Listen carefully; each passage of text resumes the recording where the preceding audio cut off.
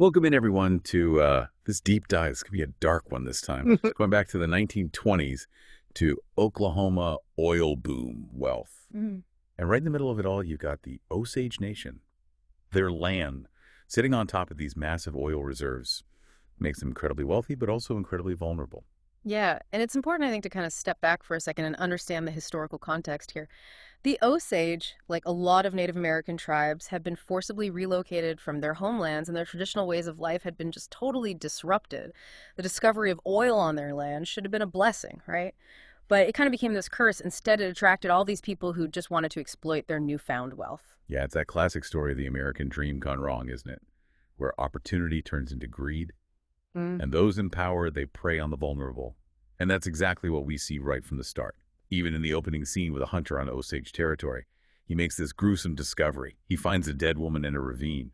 But his first reaction, it's relief that she's not Osage. God, that's such a small detail, but it speaks volumes about the attitudes at the time, you know? This ingrained prejudice and dehumanization of the Osage people, their lives were seen as less valuable, their deaths less significant. It's chilling to think about that. Someone could be relieved by a death because of the victim's race. But for Molly Burkhart, this discovery hits very close to home. She gets a call, and she's immediately afraid. The dead woman could be her missing sister, Anna.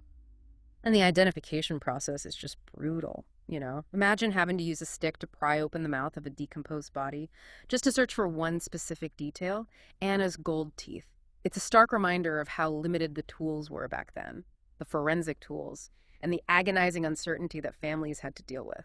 I can't even imagine the emotional weight of that on Molly. But she doesn't just sit back and wait for the authorities to do their thing. She's forced to become an investigator herself, driven by this deep distrust of those who seem completely indifferent to this missing Osage woman. And you can't blame her for that distrust. You know, it's rooted in this long history of broken promises and just blatant injustices against Native Americans. It's made even worse by the events that unfold after Anna's funeral. The funeral itself is this mix of Osage and Catholic traditions, reflects the kind of cultural clash that the Osage were constantly trying to navigate. They were under immense pressure to assimilate, to abandon their own customs and beliefs, which honestly only made them more vulnerable to exploitation. So here's Molly. She's dealing with this huge loss in this system that seems rigged against her. And she starts to suspect Anna's ex-husband, Oda Brown. He had a history of abuse, and he's acting pretty suspicious. But then there's this false confession that briefly implicates Brown, and then it completely falls apart. Just adds to her frustration. Yeah, that's such a classic tactic, right? The red herring, throw things off and buy some time. In this case, it just erodes what little trust there was in the authorities. But just as Molly is trying to make sense of Anna's death, this terrifying pattern starts to emerge within her own family. Her mother gets sick. She has the same symptoms that killed her younger sister many years before, this strange wasting disease. And now the alarm bells are really going off right. We're seeing unexplained illnesses, targeted family members. It's starting to feel less like bad luck and more like something deliberate. And tragically, Molly's mother dies from this illness, and it makes her even more determined to get some answers. She even offers a reward, hoping that someone will come forward with information. Yeah, and you can see the desperation there, right? This Yeah. refusal to be silenced or intimidated. And that's when her brother-in-law, Bill Smith, comes into the picture. He becomes this unexpected ally, starts uncovering all these instances of negligence by the police. Like Anna's house was never even searched, her purse was empty. These small details start to paint a bigger picture. Right. It's like they didn't even try to do a real investigation. Yeah. And then Bill drops this bombshell. He finds out that Anna was pregnant. She hadn't told anyone, not even Molly. This suggests a secret relationship and a possible motive for the murder. The stakes just got a lot higher. And Bill warns Molly that she might be in danger too. The pregnancy just throws a whole other wrench into everything, doesn't it? Suggests this secret life that Anna was living, one that someone wanted to keep hidden, and raises this awful possibility that the killer was close to her, someone she trusted. The tension is building. And then another tragedy hits Henry Roan. Molly's first husband, a fact she had kept secret, is murdered. He's the latest victim in this string of Osage deaths. It's clear that this isn't just about finding Anna's killer anymore. It's about survival. This is where things get serious. You go from these suspicious illnesses to outright murder. Shows how bad things have gotten. It's a clear message. Stay quiet or else. But Bill, he's resourceful. He starts looking into the bootleggers operating on Osage land. He thinks poisoning could be the cause of some of these deaths. Smart angle, right? Connecting the violence to this economic exploitation, preying on the Osage community and using prejudice to cover it up. He even finds these specially marked jugs of bad liquor just for the Osage. It's a chilling symbol of how targeted this abuse was. It's a horrible discovery, but it underlines the racism and greed at the heart of this exploitation of the Osage. But as we're going to find out, the truth is even more complicated and twisted than anyone could imagine. These murders weren't just random acts, they were part of a larger plan.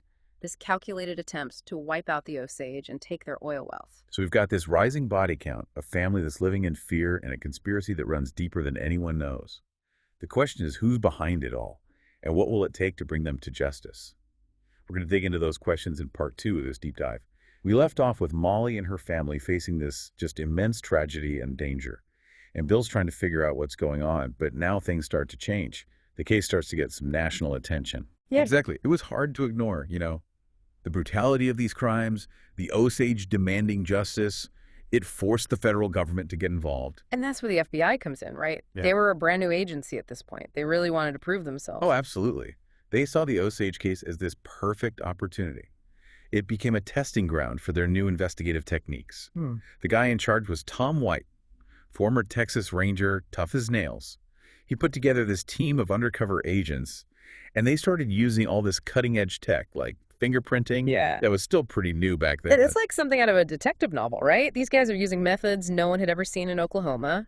They infiltrated the community, gathered intel, built a case based on hard evidence, not just speculation. And it worked. They started uncovering this web of corruption that was way bigger than anyone imagined. Forged wills, manipulated guardianships, all designed to funnel the Osage's oil money into the hands of a few. God, it's just sickening, isn't it? They were being robbed blind. And the local authorities were either part of it or just looked the other way. Yeah, and the guardianship system played a huge role in this whole thing. A lot of Osage people, even though they were wealthy, were deemed incompetent to manage their own money. So these white guardians were appointed to control their finances, and it almost always ended badly. It's just cruel, isn't it? They had all this wealth, but no control over their own lives. Yeah. They were treated like cash cows. And as the FBI kept digging, they found something even more disturbing.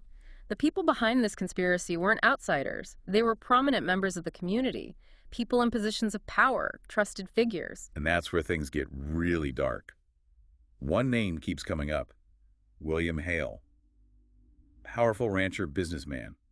Everyone thought he was a friend to the Osage, but he was the one pulling the strings. Pure greed. That was Hale's motivation. He wanted all that Osage oil money for himself, and he was willing to do anything to get it. He used everyone around him, exploited their greed and their prejudice, turned them into pawns in his game. So you've got this corrupt system, a web of lies, and this mastermind hiding in plain sight.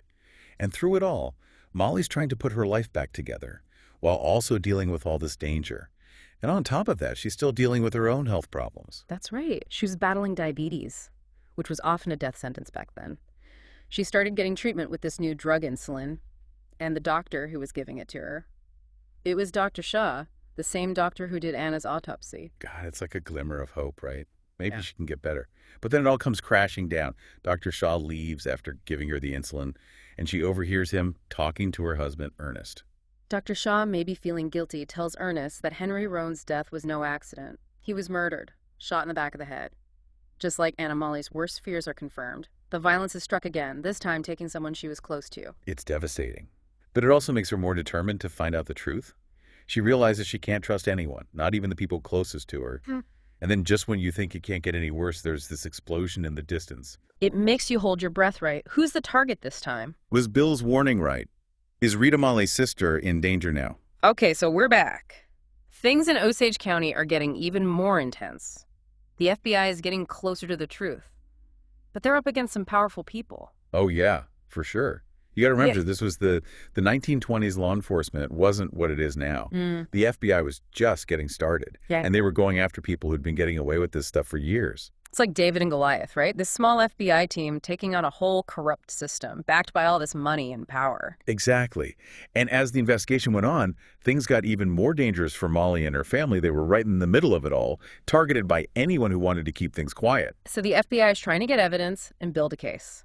And at the same time, Molly and her family were just trying to stay alive. They knew that speaking out could get them killed. That's what's so scary about this whole thing. The conspiracy wasn't just about money. It was about silencing anyone who got in their way.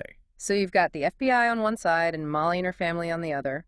What happens next? Well, the FBI starts to make some progress. They get a few people to flip witnesses who were involved in Hale's schemes. But now they're willing to testify against him to get a lighter sentence. I bet those testimonies were pretty damning, right? Finally revealing what was really going on. Absolutely. They showed just how manipulative Hale was and how brutal his methods were. It was clear that he was behind the murders. He was getting rid of anyone who threatened his control over the Osage oil money. So all the pieces are coming together. They have their guy. They have the evidence. They're ready to bring Hale and everyone involved to justice. Did it actually happen, though? It did, but it wasn't easy. The trial was huge. Everyone was watching Estelle. Hale used his money and connections to get the best lawyers, tried to make the FBI look bad, and make the Osage look like they couldn't be trusted. God, so even at the trial, he was still trying to get away with it. Yeah, but in the end, justice won. Hale and a few others were found guilty of murder, sentenced to life in prison. It was a huge victory for the Osage Nation and for the FBI. It must have felt amazing, right? Mhm. After all that suffering and injustice. But I imagine it was bittersweet for Molly and her family. Of course. They got justice, but the pain doesn't just go away. They lost so much. They lost their sense of safety, their trust in people. So what happened to Molly? Did she ever find any peace after everything she went through? It's hard to say. We don't know all the details of what happened to her, but we do know that she stayed on Osage land, raised her family, fought for her people. Wow, that's incredible. After all that, she still had so much strength. Yeah, and that's what we can learn from the Osage murders. It's a story about tragedy, but it's also about resilience, about the power of the human spirit to overcome oppression. It's a story that still matters today. It reminds us to fight for what's right, to fight against greed and injustice, to stand up for those who are being ignored and silenced. Well, this has been a really powerful deep dive. We went from a dead body in a ravine to a massive FBI investigation uncovering all this corruption and bringing down a criminal mastermind. Yeah. It shows us that justice is worth fighting for, even when it seems impossible. And it reminds us that the fight for equality and human rights is never truly over. Thanks for joining us on this journey into the Osage murders. We hope you learned something new today, and that you'll keep thinking about the lessons we can take from this story. Until next time, keep exploring, keep asking questions, and keep fighting for truth and justice.